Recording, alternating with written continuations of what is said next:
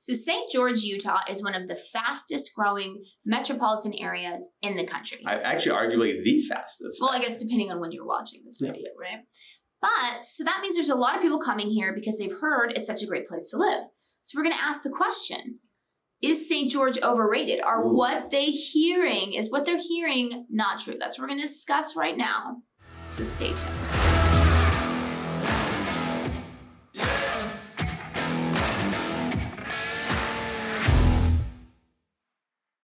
What's up, everybody? I'm Sean Dezad. And I'm Courtney Dezad, and we're with Keller Williams Realty right here in St. George, Utah. And if this is your first time to the channel and you want to know everything there is to know about moving to St. George, Utah and living here, especially as someone who's not from here, press on the subscribe button and then press on the bell so that you're notified every time we upload a new video, because we upload new videos every week, twice a week. So yes, do it.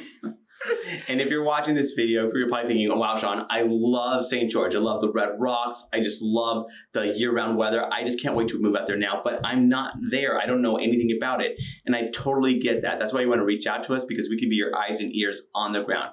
So what you want to do is you want to give us a call, choose a text, or send us an email. Or you can reach out to us via WhatsApp. However you want to get a hold of us, we've got your back. So driving around St. George, I see a lot of license plates from Montana, which is kind of interesting because Montana doesn't have a very large population, right? So there's a lot of people coming here from Montana and a lot from Idaho as well. Mm-hmm. And both of these places are super cold, right? Mm-hmm. So we're going to ask the question, is the weather here, is it as good as they say, right? Yes, definitely. And I would say that depends, right? Mm-hmm. So depends on where you're from. Yeah, so for 9 months out of the year, it's pretty much like you're good. I mean, mm-hmm. Totally not overrated at all. From fall through winter through spring, mm-hmm. You're set. And that's not to say that it doesn't get cold in the winter, because it does, but it's not shoveling snow. And you can be outdoors. Yeah, you can be outdoors. You can golf all year round, mm-hmm. And all that stuff. So, again, the winters, you may be a little bit chilly in the wintertime, but still, it's more than tolerable. It's great weather. And again, if you're used to like a climate like that's a little Montana. More, yes. Hence the license plate. Yes, and definitely.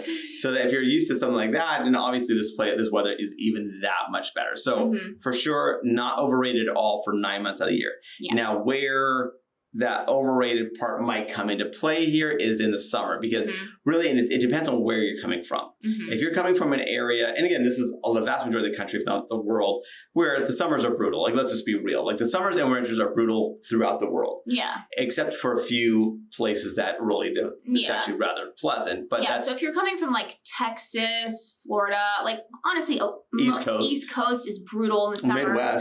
Midwest is brutal. I mean, the summers are brutal here, but you're used to a brutal summer, and it's right? at least a dry brutal. It's not a humid brutal. So yes, our temperatures in the summer, you're definitely in the triple digits. You mm-hmm. may even be like eclipsing 110 at times. Yes. So it's going to be hot. Let's be mm-hmm. real. So now, like, you can work your way around it. Like, the mornings are actually rather pleasant. Mm-hmm. The rest of the day, you would probably be best to be indoors. But people still are out. They are, yes. I mean, they still have soccer practice. They still have all that stuff. So, but it's not fun. You're tolerating it. Yeah, you're tolerating it. You're dealing with it. But it's not like, oh my gosh, this is amazing. Now, so basically, the summers can be tough. Yeah, especially if you're from a place like Sean was saying, where the summers are nice, right? Yes. Like, and I would say is like the West Coast, right? Yes. Yeah, that's very fair. Yeah, the West Coast, summers are very pleasant. We just got back from Santa Rosa. In California. And it was like in the 70s. It was so nice. I mean, it was just like, a little relief. And this is in August, right? Yes. So if you're from, Oregon, Washington, California, even like Southern California, which does get hot, you're used to a nice summer compared to most places in the country. And we will, honestly, it's even with, let's say, Southern California, it got stipulated we're coastal Southern California. Coastal. I mean, if you're inland Southern California, if you're like Riverside, it's no different. You're still dealing with the same heat that you're dealing with here for the most part. So and if you're in Palm Springs, Palm Springs is worse. So basically, it's kind of like, honestly, so I would say that the summers are pretty much not overrated either. Like, the 99% of the world that basically has pretty tough summers, you're right there with everybody else. Now, there's that 1% that's just like absolutely beautiful summers. But again, that's like, not normal. Yeah. And then another big reason why people come here is because it is beautiful here. So beautiful. So we're going to ask the question, is it as beautiful? Is it overrated? Is the beauty overrated? And actually, no. No, it's not.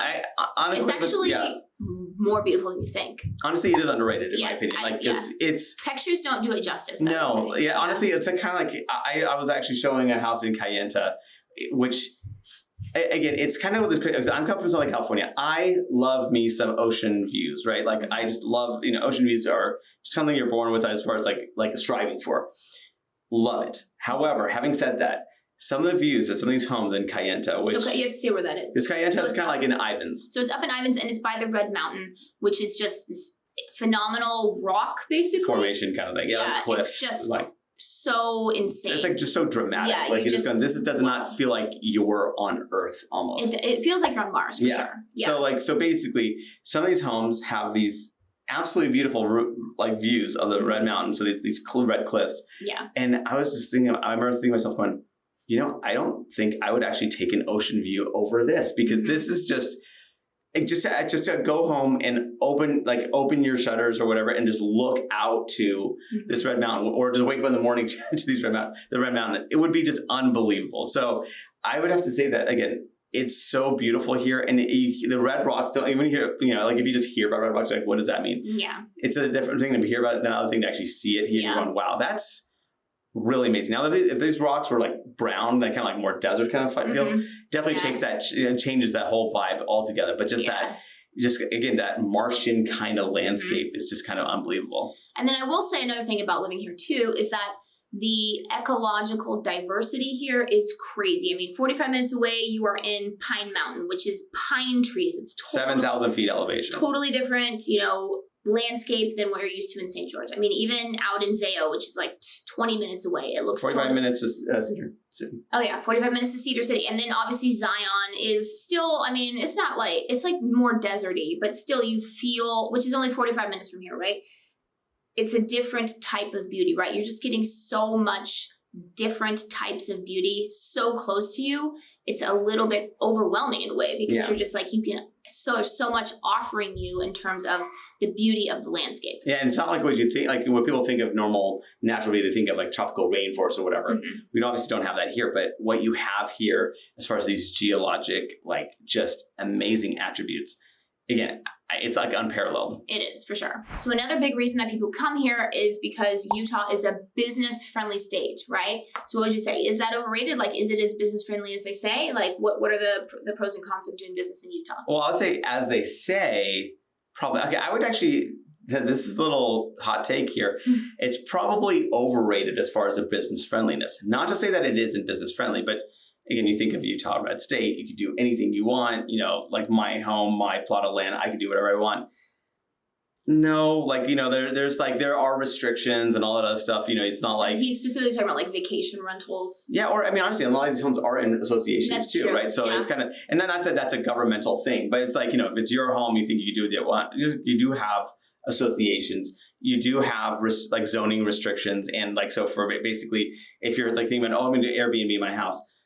Well, it depends on if it's zoned for it, because if it's not, you're kind of taking that risk there. Like, that thing's gonna, that the government could shut you down. I mean, you can do it illegally, which people still do, but I mean, you're running the risk of getting, shut down. So yeah, and also like when we're talking about business friendliness, also we want to also say this is not just a governmental thing. So for instance, another thing that wouldn't be as business friendly, nothing to do with the government, is that it's basically finding labor is kind of hard in this market. We're just dealing with tight times, and it's amazing the amount of property, like the amount of businesses you see that are seeking to hire help, because it's just, again, it's in short supply. And again, this is not just here, this is throughout the country, really seemingly throughout the world.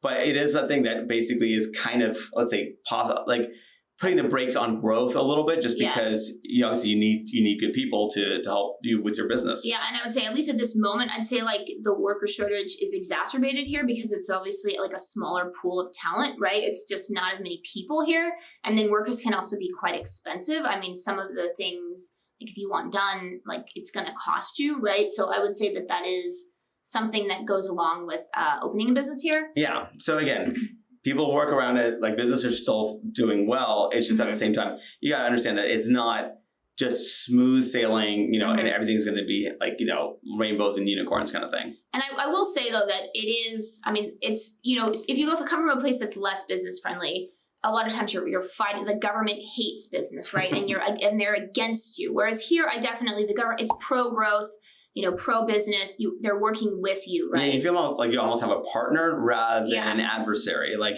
you have you're like, if you're the protagonist of your story, in a lot of places in the country, the government is the antagonist. They're trying to shut you down. Yeah, they're just looking at you as a villain, right? Oh, you're the bad business owner or whatever, bad entrepreneur or whatever. Creating jobs. Yeah, exactly. Putting out the risk of capital outlay to make the business start going.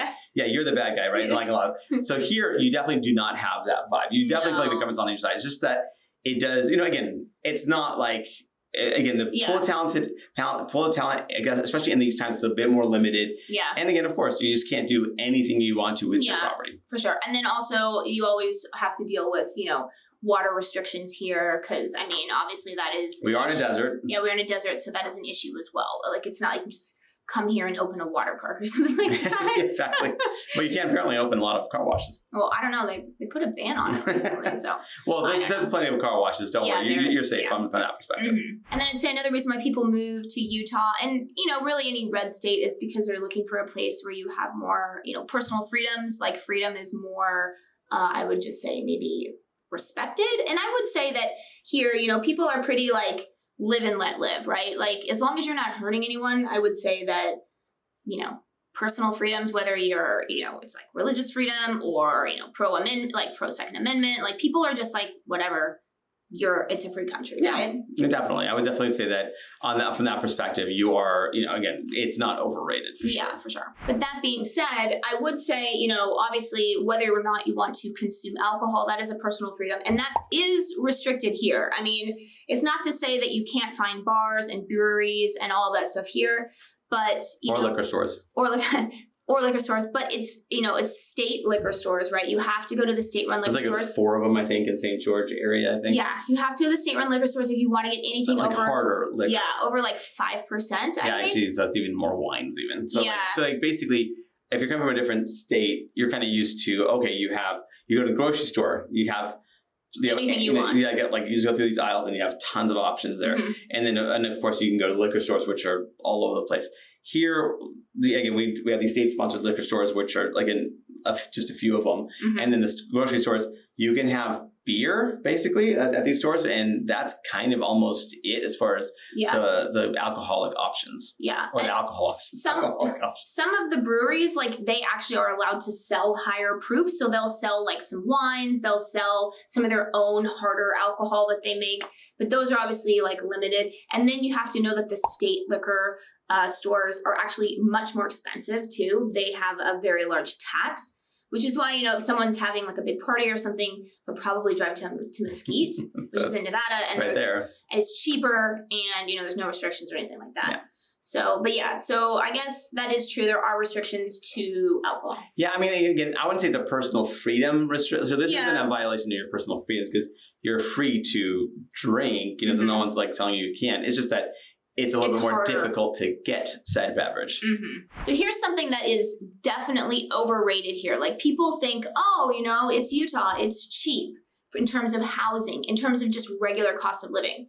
What would you say? So for regular cost of living, if you subtract out housing, your other components of living here, energy, food, fuel, like that stuff. Yeah. We're about average. So we're not overrated from that perspective. Well, we're not like, people go to Texas because the cost of living is so cheap there. Right? Yeah. We're not like Texas. So we're like average. So we're like, we're fine. But we obviously, from the perspective, once you add housing to the component, we're not cheap at all. Like, so we're basically on the more, like, we're above average as far as cost of living when you consider especially housing, because the housing here has definitely, like, the secret's out. People are definitely interested in St. George, and so they're flocking here in droves, basically. Yeah, they can't build fast enough for the people that are here, as well as just the growth from people having children who want to stay here, because it is a phenomenon that people who are born here, a lot of them stay here. Yeah, so there's a lot of growth from within. Yeah. And then you have the growth from coming up, like, from the north primarily, and from the west, and some from the east, of course, too. Yeah. And then obviously, like,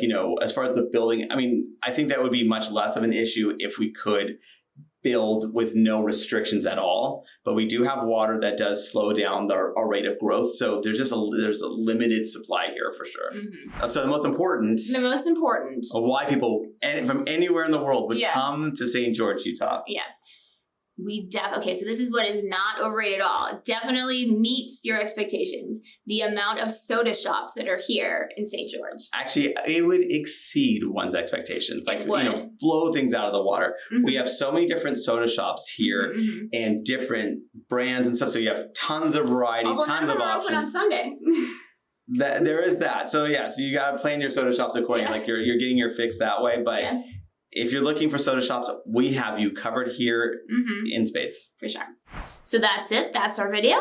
And remember, we are licensed realtors in the state of Utah. So as much as we do love making these videos, what we love more is to help you with your real estate needs. So whether you're looking to buy or sell a home, what you want to do is you want to give us a call, shoot us a text, or send us an email. Or you can reach out to us via WhatsApp. However you want to get a hold of us, we've got your back.